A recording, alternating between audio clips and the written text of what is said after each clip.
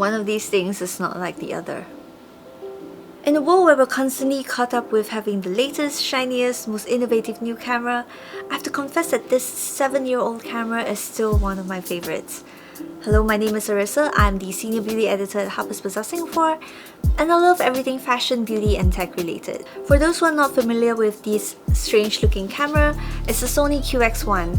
The Sony QX range consists of 4 cameras and is described as a lens-type compact camera that is designed to be used alongside your smartphone. The QX1, launched in September 2014, is the only one which features a camera body that can be used with Sony's E-mount APS-C lenses. It has a CMOS sensor which takes images of up to 20.1 megapixels. Compare this with the 2018 Sony a7 III, which is 24.2 megapixels. I say this camera is pretty spec'd up for its time. It even shoots RAW and can be directly transferred to Android devices. Otherwise, it just sends a low-res JPEG to your phone while the RAW images go to a micro SD card within the camera.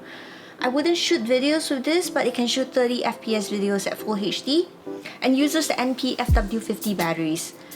It retails at US $399 for just the body, which is probably equivalent to the retail price of the current WX compact camera series. To use the camera, you need to connect your phone via Wi-Fi and have the Sony imaging app installed. After you've connected both devices, the phone acts as a screen to help you control the camera settings, focus, and mode. It's relatively foolproof, although you may experience some latency issues, which does happen to other camera models that can be connected via the imaging app as well. Why do I still love this camera? I find myself reaching for this when I need to fit the camera into a small bag without compromising on image quality. I mean, sure, iPhone cameras are amazing, and if I need to capture something on the fly, I'll definitely be reaching out for my iPhone 13 Pro Max instead of the QX1. But what I really love about it are the lens options that I'm able to fit onto it. My 35 f1.8 lens is usually my go-to because I don't need to stand too far away from my subjects, but I still get a nice bokeh that some smartphone cameras just can't get right digitally. If I need to take pictures of myself, there is also a quarter 20 thread at the bottom of the camera to help me mount it onto a tripod while I position myself. I also bought extra accessories which allow me to mount the phone to the camera, so it's easier for me to take pictures from a high or low angle. The app transfers a low-res version of this image directly to my phone, which means I can post it up on Instagram or other social media networks easily. The best part about this camera is despite its age, I'm still able to use it. The app is still being used by newer camera models, which means it's always updated for use with newer phones. The battery is still the same one that's being used by cameras like the A6100, 6400 and ZV-E10, making it easy for me to buy replacement. The QX1 also uses the same E-mount lenses which are currently used by its APS-C models, and I can still use lenses that are launched even after this camera.